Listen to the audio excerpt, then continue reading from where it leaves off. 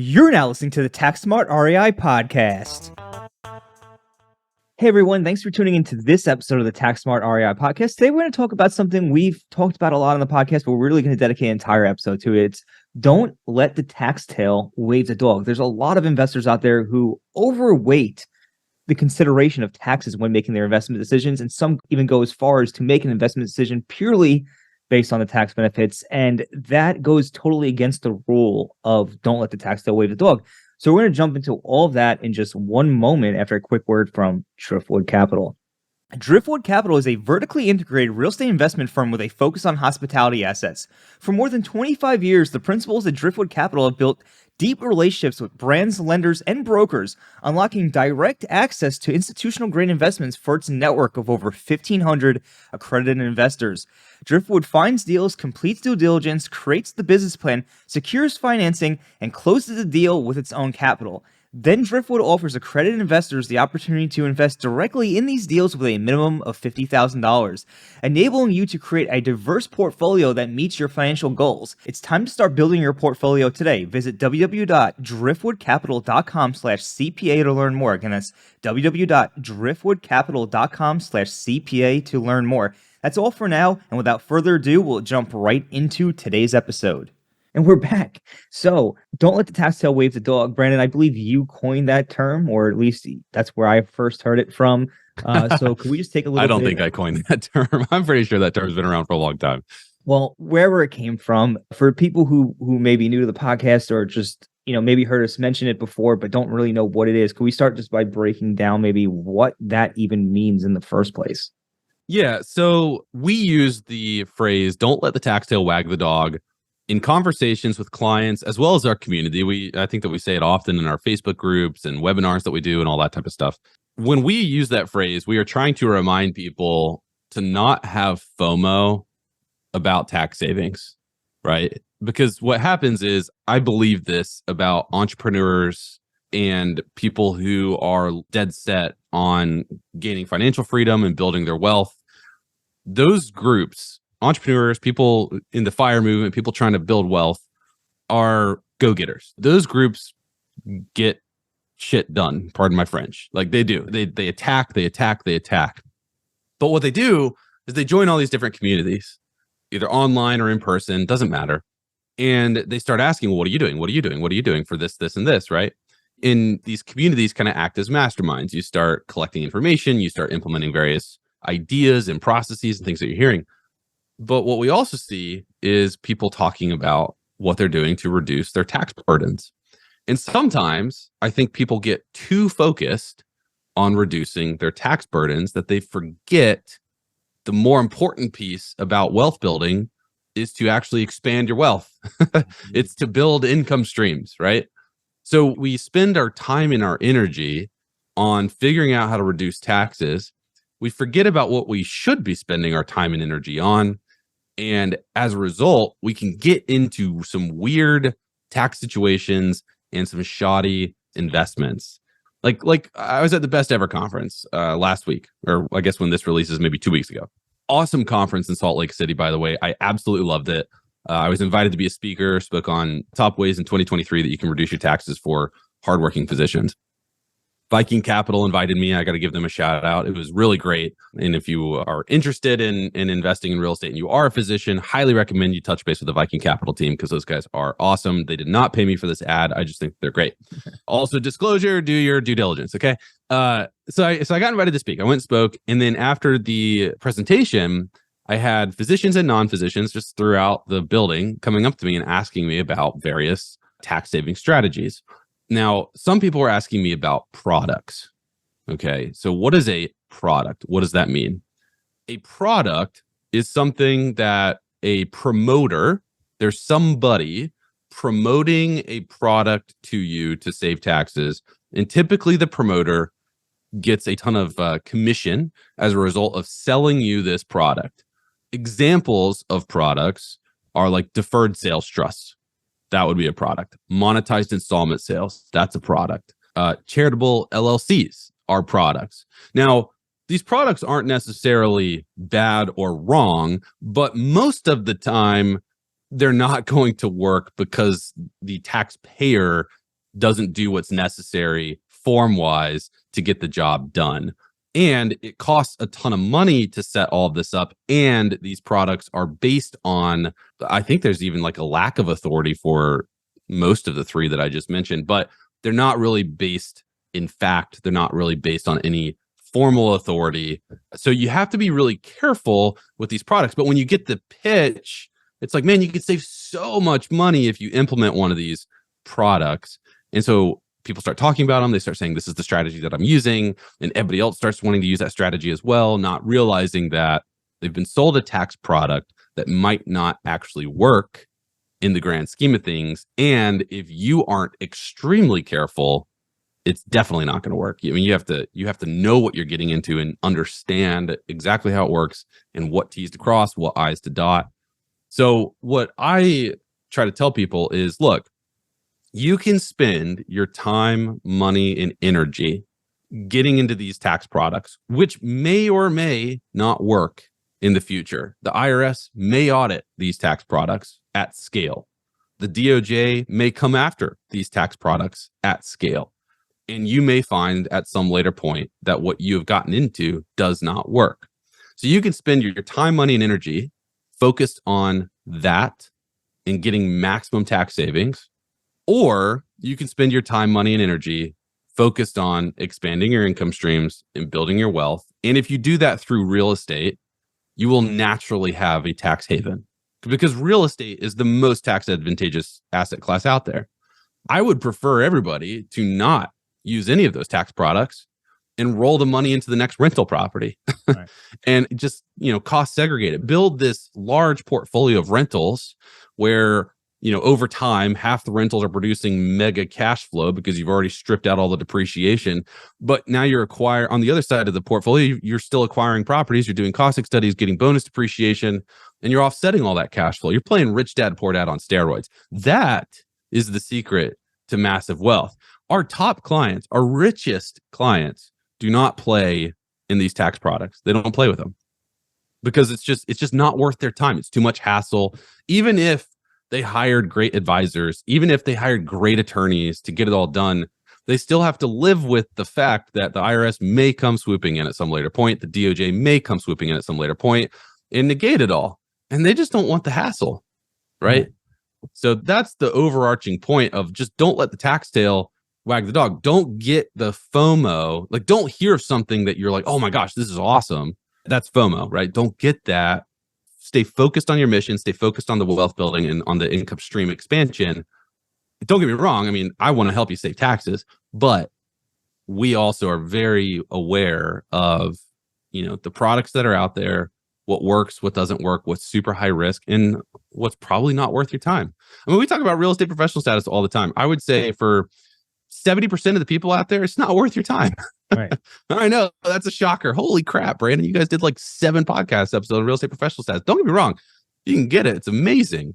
But for 70% of people, it's like, you got to track every single hour, not only your W-2 job, but also on the real estate. You got to track your property manager's time. When you're tracking all that time, you are performing administrative level tasks. Guess what an administrative level task goes for? $15 an hour. Does that sound like something that's going to build you massive wealth? Hopefully you've said no to that question. Right.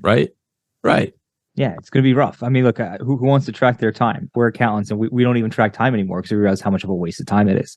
That's true. Yeah, we don't track time in our firm. We have gone against the entire industry. Most of the industry tracks time. We do not track time because I realized I don't want my CPAs, who could be billing effectively $200 an hour, logging their time into a spreadsheet, and that task is an administrative level task. The more administrative level tasks that we can cut out of our day-to-day, the better we're going to be at expanding our income and expanding our wealth. Right. But if you're going to use those strategies, very, very clear, you have to track your time. It's been proven in tax court that that's going to be the saving grace for a lot of people. So it's something you have to weigh the risk reward there. Certainly don't want to let the tax tail wave dog. And, I've seen people on the flip side, there's the products that Brandon mentioned, but I also seen people make, strategic level decisions based on tax benefits, which may not always be the best for them, right? For example, investing in short-term rentals. If you want to start a short-term rental business, right, you want to go out and you want to have all these vacation properties, an amazing opportunity. Cash flows in general better than you would on, say, a 12-month lease. However, if you're going to go use that, you want to make sure that that decision makes sense for you from an investment perspective, first and foremost. You wouldn't want to go invest in short-term rentals simply because the tax benefits are there and you can use the short-term rental strategy, loophole, exception, whatever people want to call it, to save a massive amount of taxes. Like, again, if you want to go and build a short-term rental business, that's an awesome benefit of that strategy. If you're comparing strategies and you want to go either or, the tax implications of that should certainly be part of your decision-making process, but should not be the deciding factor. You know what I mean? It should not be, you should not overweight that factor when you're making decisions. It should be part of your decision-making process. Tom, that is such a good point, man. I have mentioned this before in some of my talks. You know, I have a short-term rental at the beach, North Carolina, Surf City. It's an awesome rental if you want to check it out. But what I have realized with that is the cash on cash return is amazing. The overall return is amazing. The work that I have to do is not a lot. I self-manage it. So I call in cleaners and linens and repair contractors as needed. And I use technology to help me organize all of that. But it's still a hospitality business. That's the difference. Okay. So if you get into short-term rentals because you're like, oh man, long-term rentals, I have to qualify as a real estate professional, but I work a full-time job. So I'm not going to buy long-term rentals. I'll buy short-term rentals because that's the loophole. I can materially participate, self-manage, all that stuff. And I can use the bonus depreciation to offset my W-2 job. If that's the number one goal, you are letting the tax tail wag the dog. Absolutely. Right? You are. Because you're going to get into the short-term rental business. You're going to realize, crap, I actually have to be good at hospitality. And let's face it, there are a lot of people that are not good at hospitality. There are a lot of people that are not good at customer service. What are you going to do when the phone rings at 10:30 at night on a Sunday from your tenant in a short-term rental? Now you got to pick it up. Do you want that life? That's what I've realized about it too. I was actually talking to my parents because my parents want to buy a short-term rental out at the beach, and you know they're seeing my returns and they're like, "Oh my gosh, I want this too." But I was like, "Hey, I've thought about buying 5 or 10 more, but the reality is that the time that I have to service it, while not a lot, it's just at weird hours. If I could bunch all the time working on my short-term rental into like Friday morning, I would buy 100 more of these. But that's not how this hospitality business works. You get calls at all hours of the night and you have to be ready to answer them. Otherwise, you get bad ratings. And bad ratings influence your ability to make future money. Right. So be really careful. I mean, that's a great point, Tom. And I think that not a lot of people really think about that. They literally just go, well, real estate is real estate. It's going to make money. And this is going to give me big tax benefits. But you also have a huge opportunity cost, not only on your time and hassle, but on the future money that you could earn if you get bad reviews when you run that short-term rental business. So you got to be strategic. I would prefer people buy 5 long-term rentals and just sit back and relax and grow their wealth and their income streams rather than buy 1 short-term rental if they stink at hospitality, because you're not going to maximize that opportunity. No, absolutely. And to your point too, it's got to fit with your lifestyle. If you don't want to be doing all of that, then it's every time someone calls you at 2:00 in the morning because whatever happened, you're going to hate it. And you're going to be like, why did I do this? And you're going to regret your investment decision. It's probably going to weigh on people mentally. So you got to look at the holistic picture and don't let the tax tail wave the dog. And, you know, something else that's also interesting. I was talking to one of my friends not too long ago. So I invested as a limited partner. My friend, we did a deal together back in the day. But he was talking about how he found this investment opportunity that basically throws off like a 75% return. And it's based on short-term gains, though. Short-term gains are taxed at the ordinary income rates. He's like, oh, my investors are complaining that it's very tax inefficient. But he's like, okay, if you get a 75% return and then net after taxes is 50%, just for example, isn't that better than a very tax advantaged investment that you're only getting 20% on? Like, you know, if you look at it, sure, one of them is very tax ineffective, but the returns are much higher. So yeah, kind of another way that I looked at and started thinking about things too is when you're looking at an investment decision, again, tax is one factor, one consideration in a multitude of considerations when making that investment. You know, the way I started looking at stuff is look at the net returns after tax, right? Like, take the tax implications and put it into the equation. And if you have an investment A, all things being equal to investment B, and investment B is able to get you a 50% return. For example, this is the numbers on this particular opportunity. Get you a 50% return net after taxes. And this other one, it's very tax efficient, can get you a 20% return. Which is the better investment at the end of the day, all things being equal? putting the tax benefits aside. So I think it's another example where people let the tax tail wave the dog, is even in the individual investment decisions that they make. One way to look at it, if you're making an investment decision, put it all on a spreadsheet, all the returns, all the factors, look at your net after tax return. After the taxes you expect to pay, what is the return after that, after you pay your taxes?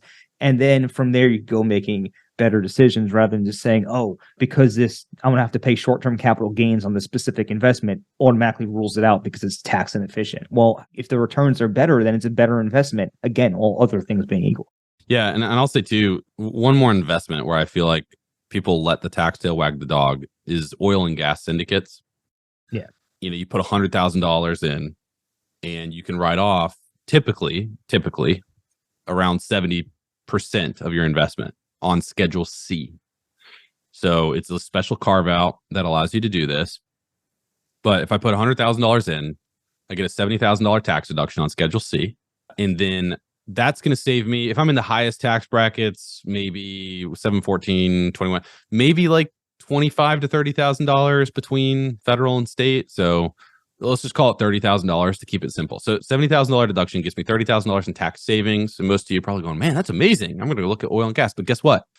You still have $70,000 sitting in that oil and gas investment, right? Because you invested 100, your deduction got you 30K in savings. So your net value, your net principal sitting in that oil and gas investment is still $70,000. So that means that investment has to actually perform. And if you know anything about oil and gas, it's highly risky. So just make sure that you're working with a group that has a lot of success and, all that stuff. But just know that these investments have to actually work for you to make money in the long run. It's great to save $30,000 today, but if I end up losing my remaining $70,000 because we don't strike oil, then it was a waste of money. Or worse, you have unlimited liability in oil and gas investments during that first year. You're a general partner. Or worse, someone falls off the oil rig, breaks their legs, sues the investment partnership, and now you have unlimited liability. They have to do a capital call, right? And now all of a sudden you're putting more money. You're putting good money in after bet. And I don't know if that could actually happen or not, but I know that there's liability, and that's risk. Yeah, that's a great point. I didn't even think about that. You're totally right. And I just want to be clear too. We're not saying oil and gas is a bad investment, right? We're not giving you investment advice. What we are saying is when you hear about these cool things that you can do to reduce your taxes, you got to press pause and you got to ask, what's the actual risk, right? In an oil and gas investment, I'm actually risking my net $70,000. So I have to make sure that investment performs. So that now I'm going to underwrite this oil and gas investment as I would any other investment because I need to make sure that this is actually going to make money. With these tax products, the risk is that the IRS or the DOJ comes back and disallows it all. So I've got this mental anxiety that I'm going to have to live with potentially for a long time until we know for sure whether or not these products work. And that's not just the 3 products I mentioned. There's tons of products out there, right? There's tons of people trying to get you to part with your money so that they can sell you some tax reduction strategy. If you go in to anything looking to reduce taxes, you will find a ton of ways to reduce taxes. A lot of them will be shady. So what I like to tell people is go into every opportunity thinking about how is this going to expand my income streams or build my wealth? And how can I layer in tax saving strategies on top of that? Not how do I reduce taxes? When you get into this mindset of I need to reduce my taxes, guess what? You're going to have confirmation bias on everything that you see. Oh, well, these people are doing it, so that must be good, so I will do it too. Right. What you need to be asking is how do I expand my income streams? How do I build wealth? And how do I layer tax strategies into it? Tax strategies that scale, tax strategies that are not going to take a significant amount of time. Sometimes when we talk to our clients about real estate professional status, they go, it's just not worth my time. And I go, dude, I agree. Yeah. Let's not even do it. Let's just build a passive portfolio of real estate that ultimately nets out against each other. That's a much more effective, and you have to spend 0 time in it. you know? So Right. And if you're wondering if we practice what we preach here, right, I happen to think that the Burr strategy is the ultimate wealth building and tax strategy. If you look at it, and we have an article in the Insider's newsletter. If you do want to get the Insider's newsletter, you can go to www.taxsmartinvestors.com/free gift, and we'll actually send you a physical copy of the first edition newsletter where I break down exactly why Burr is an awesome tax and wealth building strategy, why I think it's the ultimate one. But I don't use it. You want to know why I don't use it? Because it's not in line with my lifestyle at this point in time. So for me to go and use that strategy just because it's the ultimate tax strategy, perhaps, would be out of alignment with where I'm at in my life at this point in time. I'm not saying I'll never use it, but I'm not using it today, and I'm not letting the tax tail wave the dog. I'm investing as a limited partner, and that has its own tax efficiencies, but it's not nearly as tax efficient as the Burr strategy, especially when you slap on the 1031 ability to it. So I practice what I preach right there. And also, I'll say one more thing. When I had an LP investment that liquidated. Oh, no, it was just the apartment syndication we did. It liquidated, and I had the opportunity to reinvest money to reduce the capital gain. In other words, take passive losses against the gain from the sale of that investment, but I couldn't find a suitable investment that I was comfortable with at the time. So I decided not to. It was during COVID, a lot of uncertainty. So I decided not to make the investment, and I had to pay a few $1,000s in taxes. I forgot the exact amount. But, I could have lost my entire principal if I made a wrong investment just to save a few $1,000s in taxes. So, you were time bound because you had to make another investment to get more loss to offset the gain, but you decided not to because you couldn't find something that you felt would actually expand your income streams or expand your wealth. Right. I couldn't find an investment that I was comfortable with the risk. So in that particular situation, so I could have made an investment that I just wasn't comfortable with. That I thought maybe I could lose money on. I'd rather pay the money in taxes than potentially lose my principal, right? So say you make an investment, just say 50 grand, for example, right? Well, if I had to pay 7 grand in taxes, and I'm just spitballing numbers here, but if I had to pay 7 grand in taxes, but I put 50K up to get the losses to cover that $7,000, I go ahead and make that investment, and that investment takes a loss, and I only get $40,000 back, right? And that's, it could be even worse than that. I could lose all my money, but let's just say I only got $40,000 back. Well, now I just lost $40,000 trying to save money in taxes. So, it's not always about reducing taxes at all costs. Yeah.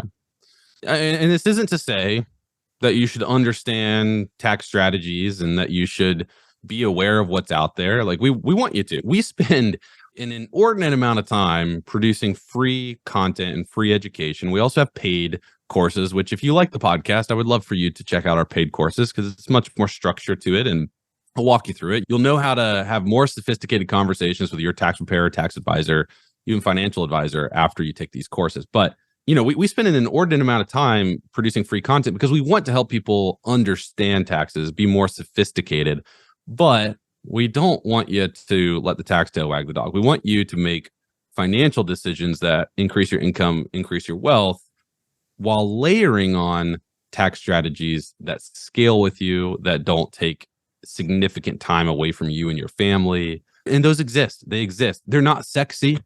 You're not going to hear us say, oh, let's go do donor advised funds and like all this crazy stuff. Let's set up 15 trusts and offshore companies and all that. Sure, you could go do all that. But then guess what? You got to manage it. You got to live in fear that you've done something wrong. You have to pay your attorneys and your accountants thousands and thousands and thousands of dollars more than if you weren't doing that stuff. And you're probably going to make a mistake at some point that blows up your entire entity structure. So it's just like, just simplify, simplify. There are simplified strategies that do scale with you over time and can save you a substantial amount of tax that don't require all the hassle. One more example, just to kind of bring it all home for you, and then I'll kick it over to Tom to close this out. We've all heard of the financial gurus, right? That will say, hey, that $4 latte that you bought at Starbucks, if you invested the $4 over the span of 30 years at a rate of return of 8%, whatever it is, you would actually have $20,000. So stop buying lattes at Starbucks. Get tight on your budget. Make sure that you invest every dollar that you can into the stock market so you can optimize your wealth. How stupid is that? Most people hear that and they're like, that is the stupidest thing I've ever heard, because most people enjoy the $4. It's not all about the money. I enjoy coffee. It makes me happy. And people in my circle all agree. So instead we ask, how can I earn a little bit more money to pay for the $4 Starbucks and it not make a difference on my future financial well-being. That is what most people do. But then when we get to taxes and most people flip and they go, I gotta save money on taxes, but you're doing the exact same thing that the financial gurus are wanting you to do with that $4 cup of latte. You are trying to reduce the tax savings as much as possible, which, by the way, has a decreasing marginal return. The more taxes you save, the less it's worth it to you. What do I mean by that? Well, if you're in the 37% tax bracket and you knock yourself out of the 37% tax bracket, now you get to 35. Well, guess what? Now every additional dollar you save saves you 35 cents versus 37. As you continue going down your tax brackets, you start saving less and less on every marginal dollar.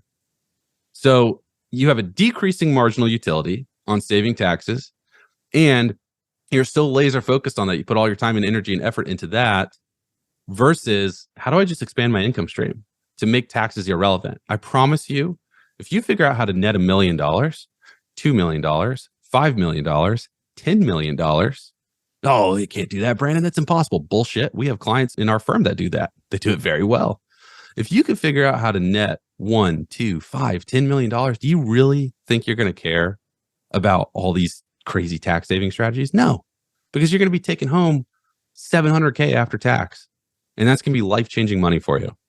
So I will now get off my high horse. I hope that you enjoyed this episode. But we felt that we needed to make a public service announcement.